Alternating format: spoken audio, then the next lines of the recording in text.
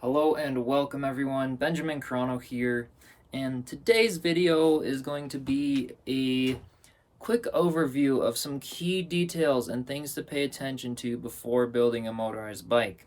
So I get a lot of questions regarding a lot of things that I think a lot of them might be answered in this video about what sizes should I use for different parts, how to measure for your rear wheel spacing, what to know, or like why is this not working on my bike, or so on and so on.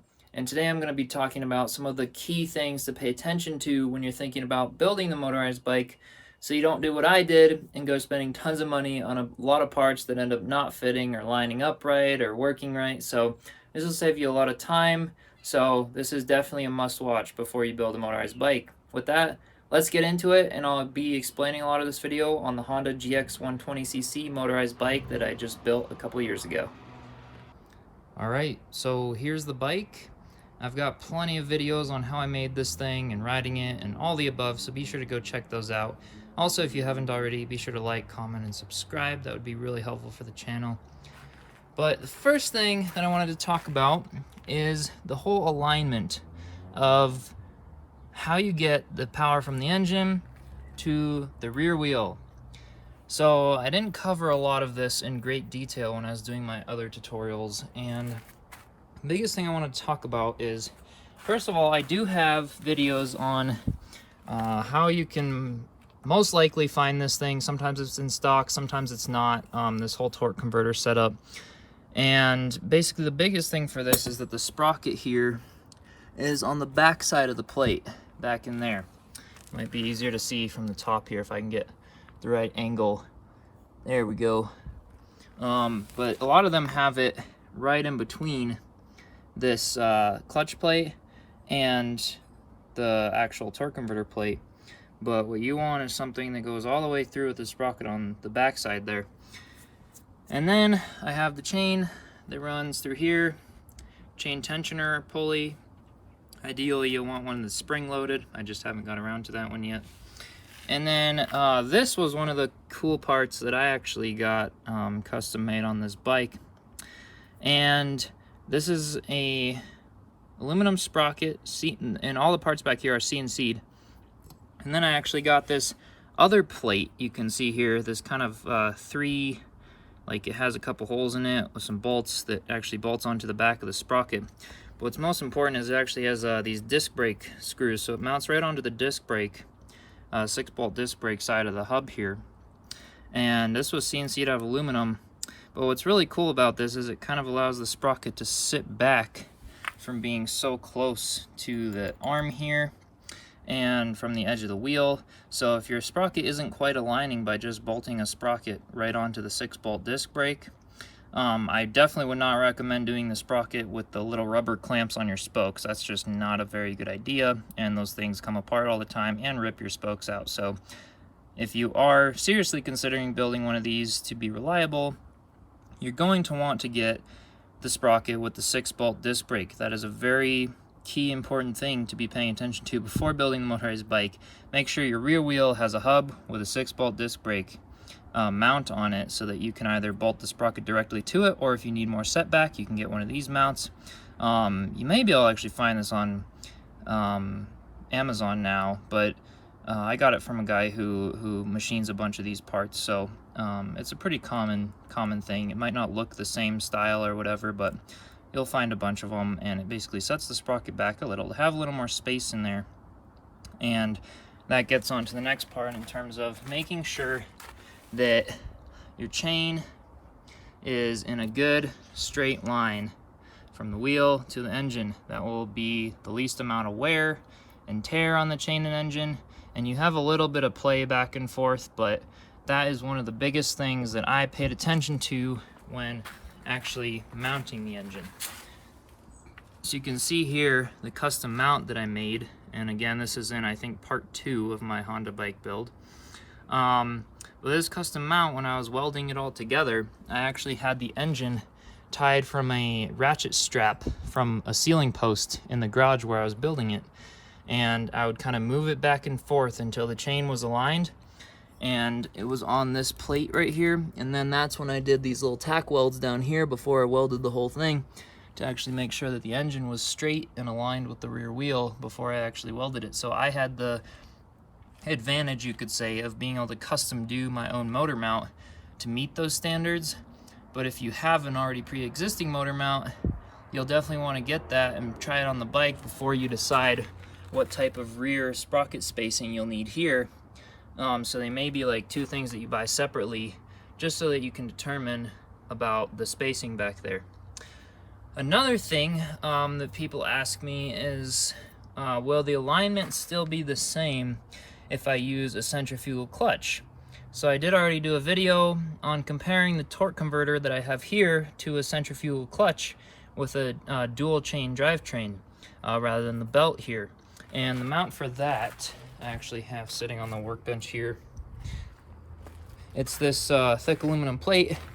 It basically, goes in place of that torque converter, where if I took the torque converter off, it has a centrifugal clutch that would go on there, and then a chain from the centrifugal clutch to this bigger sprocket, and then again it has an axle that goes through and a small sprocket on the back, which basically serves the same purpose as the small sprocket on the back there of the torque converter, with a chain that would then go from that to the rear wheel here.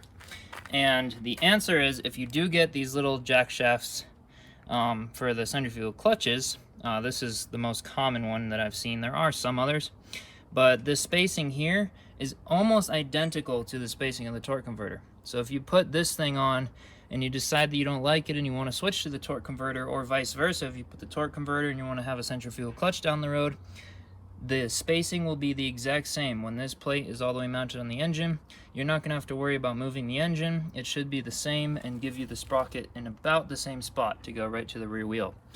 So that's one of the things I got asked a lot, and the answer is yes. You can simultaneously switch between having a centrifugal clutch and a torque converter without too much hassle at all. And now the other thing that I get asked a lot is, I have this custom tank that's built into the frame with the integrated gas tank. It's all aluminum, and you can now find these pretty commonly on Amazon and other sites that make them. They're a little harder to find. Back when I built this a long time ago, this bike actually used to be 2-stroke before I put the whole 4-stroke and amped it all up. But these frames will come in many different sizes, so to know what size to get is an important thing. So I got my frame to accept a 26-inch wheel, and they'll come, I think 27.5 inch is the only two sizes I've seen out there. But what that means is basically your wheel is 26 inches in diameter. So that's what I had to pay attention to when buying my wheels. Another thing that will be different in the sizing of the frames as well is seat post tube width. So that's something you'll have to pay attention to when getting your seat post clamp. You'll have to look at the dimensions. It'll be like a 31.6 or something like that, and that'll be measured in millimeters. And you'll just want to get your seat post clamp and your seat post tube to basically match this seat post. And some of them are different sizes, so that's one thing that you could get a little bit tripped up about at some point. If you are doing pedals that are functional, same goes with the bottom bracket. These frames commonly do American sizes, not European. So this is an American 2-inch BMX bottom bracket that I had to use. And this is still pretty good quality, but it was definitely a little harder to find. So just make sure you got a bottom bracket that you're going to use before you get one of the frames if you are deciding to do pedals that are functional in that. And then same thing with the headset, but the headset is definitely more standard on these things. And I just have a Cane Creek standard 1 1/8 inch steer tube. I think it's 44 millimeters out of diameter for the cups up here, but it's a very standard head tube, so that's not as much of a concern as the seat post and the bottom bracket. But even those are fairly easy to find if you know what you're looking for. American sizes is the big thing here that is not found on many other bikes today. Another thing here is the rear hub spacing. So I get a lot of questions of, I myself actually custom built this wheel. I sent it to a wheel builder with all my specs, bought the rim and the hub separately. And I get a lot of questions, if I want to build my custom wheel, how wide do I want my rear hub to be? And then same thing for the front hub, but the rear is definitely more complicated. I'll go over the front in a minute, because different hubs are different widths, and also these frames come in different widths, and that width is basically measured from the inside of this plate from where the hub hits this aluminum fork here to the inside of here. All right, so that measurement will commonly come in two sizes with these frames that I've seen. I've seen a 150 millimeter and a 135 millimeter. You'll want to go with the 135 millimeter. Trust me when I say this, because the 150 millimeter is going to be ridiculously hard to find a hub for unless you're doing like a fat tire bike or something, which is just getting into a whole lot of trouble with finding parts and all that for that. And the 135 is a much more common size that you can find the hub. I don't know why they make these things 150 other than to do a fat tire version. Other than that, steer clear of the 150 millimeter rear spacing, and you'll see that in the little description of the frame. Just make sure it says 135 millimeter for the rear hub spacing here.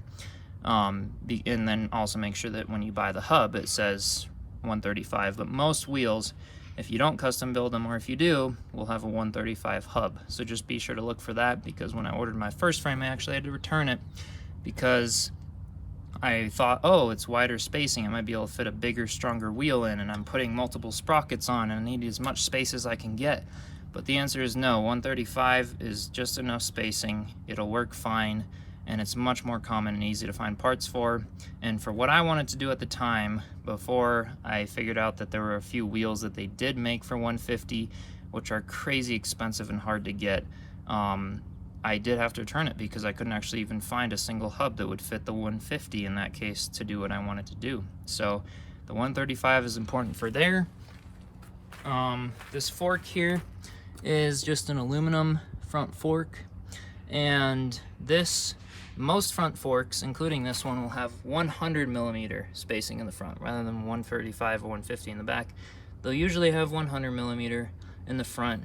And that's a very standard between road bikes and regular bikes. Mountain bikes, it can vary a little bit, and I'll be talking about that soon in a mountain bike build I'm planning to do soon. But most bikes is 100 millimeter. So if you're looking for a fork, it's safe to say that if you want to get a fork to fit this frame, get one with 100 millimeter front spacing there. So that is definitely some of the biggest things that I get asked a lot. Another thing though too is the braking. So I actually don't have it set up to be ideal on this bike, so do not take my, don't look at this and get the exact same stuff, because I actually have new stuff that I'm going to be replacing it with very shortly. But brakes is very important when you want to stop on one of these things. When you add this engine and all these components, it will add like a good 30-40 pounds to the bike, which is a lot, and you'll need to be able to stop yourself and this bike going down a hill. So your front brake especially is going to be super important in this case, and that's one of the things that if I did it again, I would get a 180 or a 200 millimeter rotor instead of a 160 like I have on here. The other thing, I started out with the standard cable brakes. You'll definitely want to do hydraulic brakes. The cable ones, it's just not a good idea. Yeah, I was going down a hill and completely just shredded the cable up. The cable stretch went and the thing just wore out. You're gonna want a hydraulic brake set with actual pads that you can replace in there, not just one of the little cable ones that kind of screws in and out to pinch the thing. So you want a dual piston actual hydraulic brake. That's definitely a must-have, because that got me into trouble at one point. Thankfully I didn't crash, I was able to slow down my foot, but definitely something to pay attention to is really, really good brakes. And then yeah, if you do have a frame like this one and you're not putting a rear fender on, I haven't done it personally, but I probably will actually at some point. Get a brake or a rear rim that has a brake finish on it, so that you can have a rim brake on the back if you need an emergency brake. Another thing for that, they do sell kits here that also allow you to put your disc brake alongside the sprocket, and that's something that I have not done, so I wouldn't know how to tell you what to get or all the specifics for that, but I have seen them, so I'll leave that to you to figure out, but just know that it's an option if you want that. Another thing I want to mention, be willing to put the proper maintenance into your bike. If you want to build one maintenance free, don't build it. You'll definitely have to be paying attention to taking care of these things if you're going to want it to last. Some of the biggest maintenance things I have to do, keep up with the oil on your engine if it is a 4-stroke.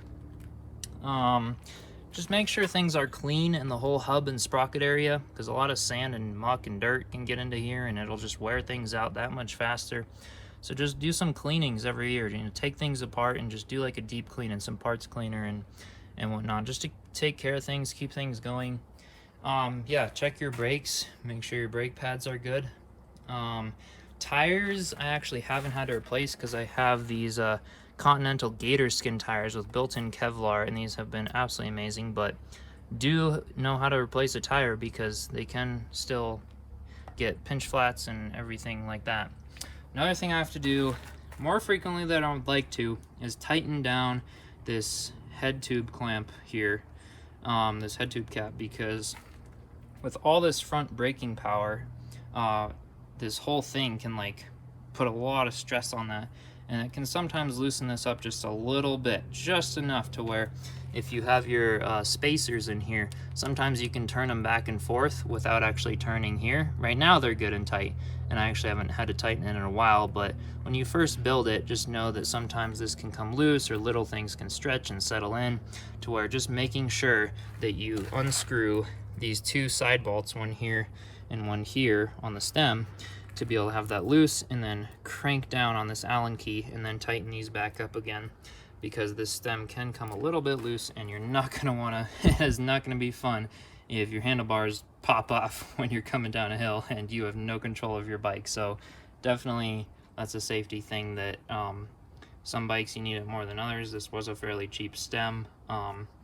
So yeah, just make sure that this is tight, and if you have spacers, it's a really good indicator. As I said, make sure you can't just turn the spacer and spin it around with your hand. That means some stuff is probably going to be loose in there. Another thing I had to do, drill a little hole, put a little port over the gas cap, because they come stock without the hole there, and if there's no hole, there's no air in the gas tank to be able to allow the gas to actually flow down, so your bike's just going to be stalling out all the time. So if you're wondering, why is my bike stalling out all the time and not running, good chances are your gas cap is new and well sealed and you don't have a hole in it to actually allow the fuel to get into your engine. That is the same with 2-stroke and 4-stroke. So yeah, just pay attention to that. And basically be willing to put the work in, be willing to put the research in. But the alignment thing, definitely, get the bike one part at a time. I know it might be more shipping sometimes than it would be to just get everything all at once, assuming it's all going to fit together and work. But man, this was a lot of trial and error, because I tried to do that, but there were so many things that like even I couldn't return, such as this whole assembly here for the centrifugal clutch and whatnot, because I just got everything together assuming it was all going to work. And definitely do your research beforehand. If you're not custom making an engine mount, buy the engine mount and the engine, and then align everything, and then take some measurements, and then buy your torque converter, and then stretch the chain across it, find out where it hits on the rear wheel to give you a rough sense of where you want your sprocket placement, whether you want to buy one of these mounts or not. So it's really just a lot of paying attention and measuring and knowing. Another thing here, I had to do a 90-degree gas valve here because the engine actually wouldn't fit in this area if I just came straight down. So just being sure that you have other resources and other things that that are like a backup, if you need that, because I didn't know I'd have to get that, and it actually took me a while to find one that was the right thread size, and I was getting kind of nervous for a while. So yeah, there's a lot of little things, like little tiny things that you just have to be ready to put the research in, that I may have not have talked about in my tutorials, that your bike might be slightly different than mine. So there will be little things, and you will have to have a little bit of common sense and handiness and whatever you want to call it to be able to work out all the knickknacks of something like this. But overall, it's an awesome build. It's definitely something I'd recommend for all of you to do who are interested in it. Super, super, super fun. And fun to ride, of course, as well. But those are some of the main things I get asked a lot and to pay attention to before building your motorized bike. So with that, that's everything, and hopefully many of your questions were answered. I do plan to do a few more videos on specific questions that I was asked because they didn't quite fit into this video as well. So if your question wasn't answered, I'll be doing future videos. I think I'll do one soon about a kill switch specifically. I've gotten asked about you know, how a kill switch works and how can I put a kill switch in if my engine doesn't have one. All the above there. So I'll be doing a separate video on that for the questions I got from that, and a few other things as they come up. But hopefully this video helped. Again, don't forget to like this video and comment and subscribe. I'd love to hear from all of you. I'd love to hear questions, suggestions, all of that. So with that, thank you so much for watching, and I'll see you in the next one.